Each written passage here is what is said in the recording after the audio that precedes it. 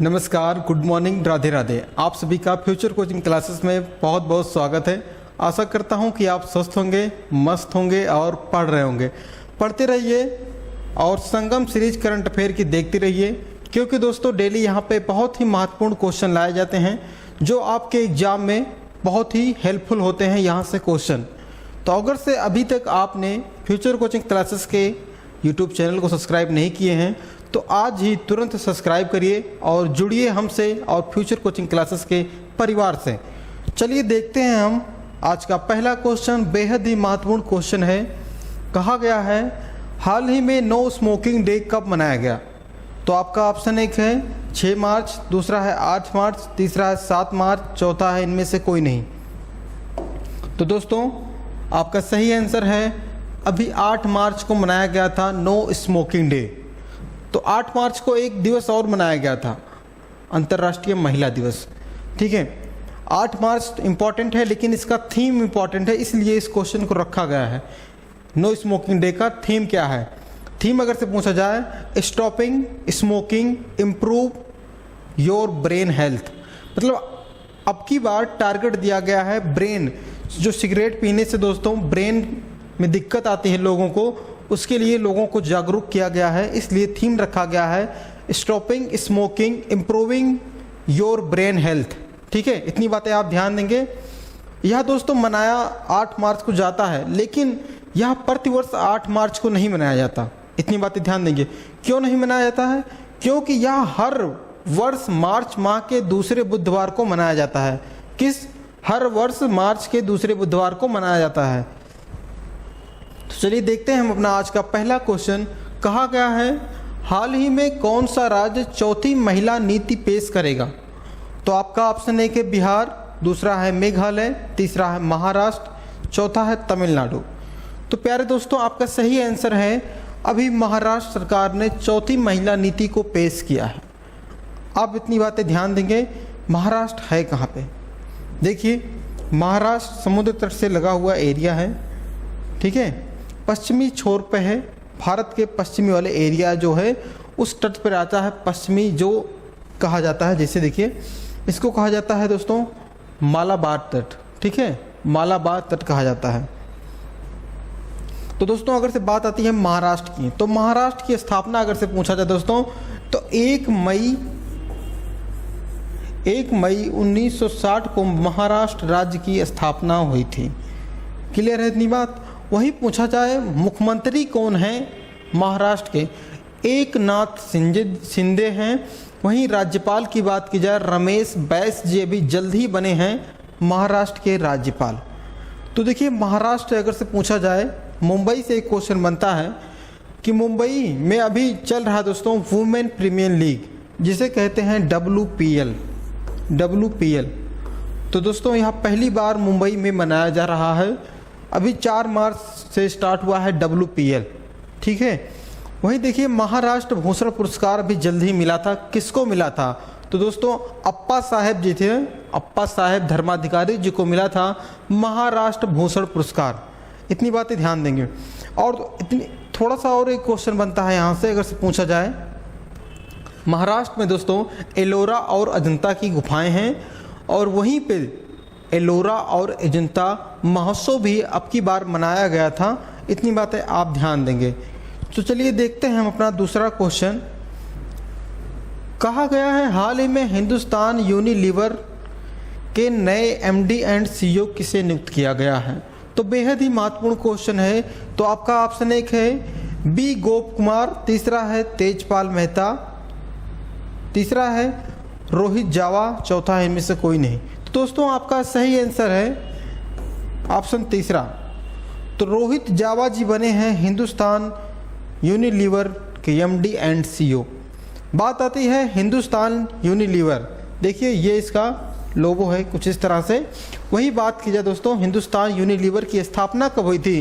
तो 1933 में हिंदुस्तान यूनिलीवर की स्थापना हुई थी। यह दोस्तों इंडिया की कंपनी है, हिंदुस्तान लगा है तब। अगर तो यूनिलीवर सिर्फ लिखा रहेगा तो आप ध्यान दीजिएगा, यह लंदन की इसकी मेन शाखा हेड ऑफिस कहाँ पे है? यूनिलीवर की लंदन में है। कहाँ पे? ब्रिटेन में।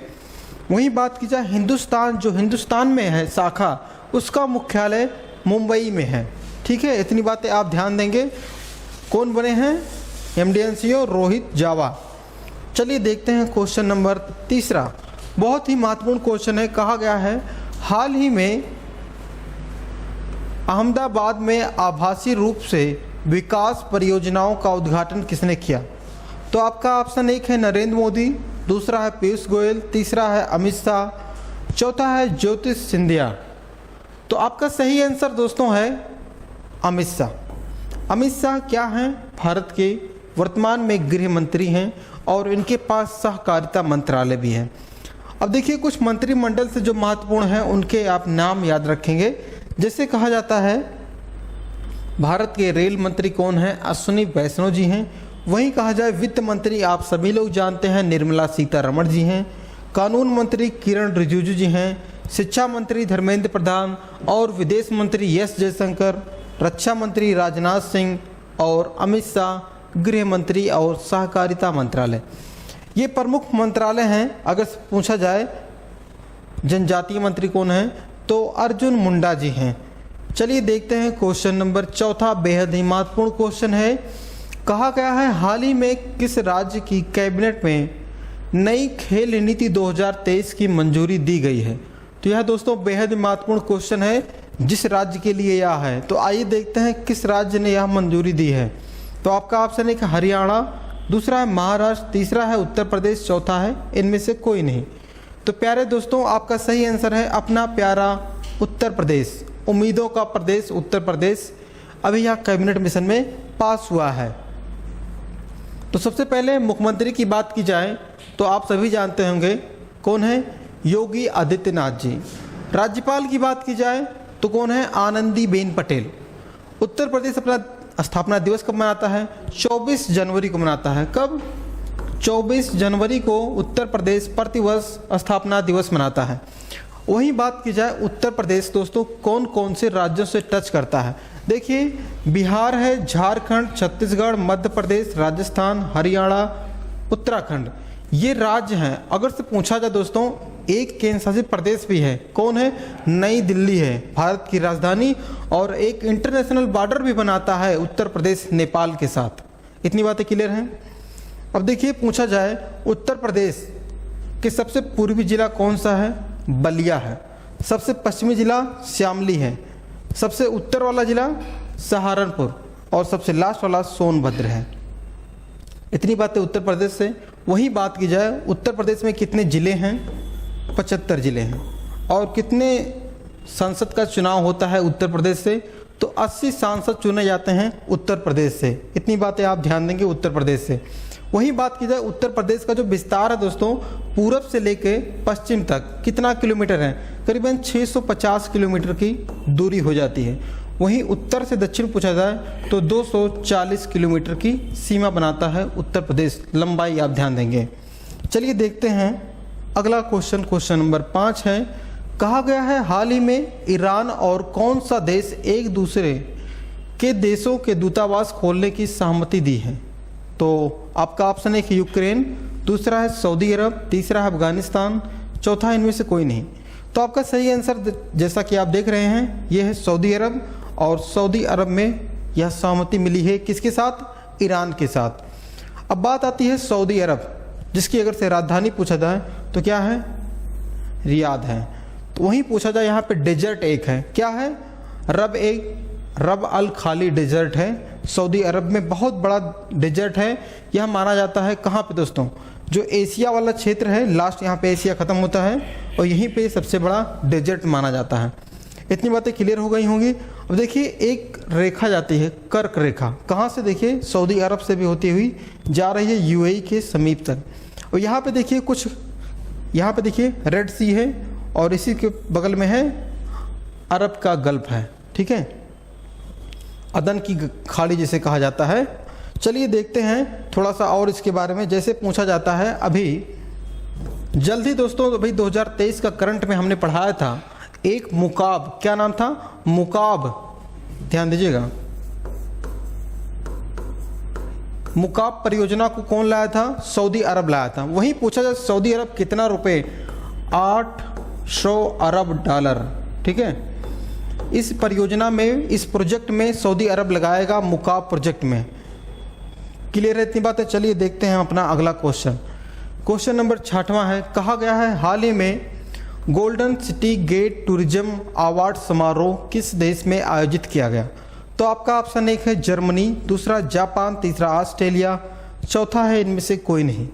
तो प्यारे दोस्तों, आपका आंसर देखिए, जैसा कि आप मैप में देख रहे हैं जर्मनी।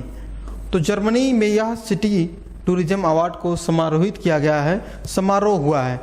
अगर से देखिए जर्मनी है कहाँ पे? यह दोस्तों आता है यूरोप महाद्वीप में। कौन से महाद्वीप में? यूरोप महाद्वीप में। अब देखिए यहाँ पे है नॉर्थ सी और इसके बगल में है इंग्लिश चैनल, जस्ट है फ्रांस, फ्रांस के बगल में है इंग्लिश चैनल। वहीं राजधानी पूछा जाए तो जर्मनी की राजधानी है बर्लिन।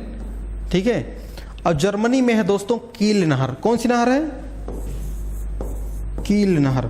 यह सबसे व्यस्ततम नहर मानी जाती है जर्मनी की।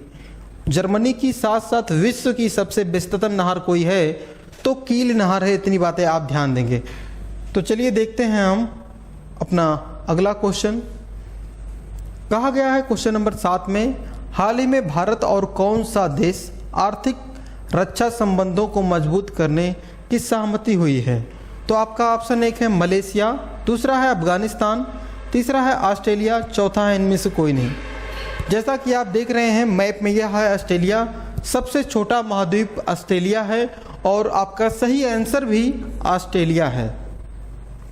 ऑस्ट्रेलिया तो आपका सही आंसर हो गया, लेकिन ऑस्ट्रेलिया से संबंधित जो करंट अफेयर हैं उसको आप ध्यान देंगे। अभी जल्द ही में ऑस्ट्रेलिया में दोस्तों क्या खोजा गया था? छिपकली की एक नई प्रजाति खोजी गई थी। और दोस्तों ऑस्ट्रेलिया ने जो चाइनीज सामान होते हैं ना उसके ऊपर बैन लगा दिया। मतलब जो चाइनीज कैमरे थे ऑफिसों में लगे थे उसको हटा दिया गया था सिक्योरिटी के पर्पज से। वहीं बात की जाए ऑस्ट्रेलिया की राजधानी कैनबरा है, वह किस क्षेत्र में आता है? देखिए ये पूर्वी क्षेत्र में आता है, क्योंकि पश्चिमी क्षेत्र में इसके डेजर्ट है, मरुस्थल है। कौन कौन से मरुस्थल? सैंडी, गिब्सन, विक्टोरिया, ये प्रमुख मरुस्थल हैं ऑस्ट्रेलिया के। वही पूछा जाए ऑस्ट्रेलिया की नदी कौन सी है सबसे बड़ी नदी? तो मर्रे नदी है। कौन सी है? मर्रे नदी। अब देखिए ऑस्ट्रेलिया के पूरब में है दोस्तों ग्रेट बैरियर रीफ। क्या है? Great barrier reef. ये कोरल की बनी है। अभी यूनेस्को ने दोस्तों 2022 में 29 नवंबर 2022 को यूनेस्को विश्व धरोहर सूची में शामिल कर दिया गया है ग्रेट बैरियर रीफ को। इतनी बातें आप ध्यान देंगे। और अभी करंट का एक क्वेश्चन और था, हमने पढ़ाया था पिछली क्लास में। ऑस्ट्रेलिया ने अपने नोटों से ब्रिटिश शाही जो चिन्ह होते थे उन चिन्हों को भी हटा दिया गया है। ठीक है, चलिए देखते हैं हम अगला क्वेश्चन। कहा गया है हाल ही में किसके द्वारा लिखित मुंडक उपनिषद द गेटवे इटर्निटी का विमोचन किया है? इंटिन्यूटी का विमोचन किया है। तो आपका ऑप्शन है कि शैलेंद्र पाठक, दूसरा है कर्ण सिंह, तीसरा है राजेश मल्होत्रा, चौथा है इनमें से कोई नहीं। तो दोस्तों अभी डॉक्टर कर्ण सिंह ने इसका विमोचन किया है। आप ध्यान देंगे, द गेटवे टू इंटिन्यूटी का विमोचन किया गया है, मुंडक उपनिषद से संबंधित है ये। वहीं बात की जाए अभी जल्द ही में कुछ पुस्तकें और उनका विमोचन किया गया था, जैसे कि the Modi shipping a global, the Modi shipping a global का विमोचन किया था किसने? जेपी नड्डा। अब जेपी नड्डा कौन है दोस्तों? बीजेपी के अध्यक्ष हैं, राष्ट्रीय अध्यक्ष हैं जेपी नड्डा जी ने उसका विमोचन किया है। अभी सलमान रुश्दी, आप नाम सुने होंगे, सलमान रुश्दी की एक उपन्यास आई थी, कौन सी? विटिकन सिटी। ठीक है, चलिए देखते हैं क्वेश्चन नंबर 9 है।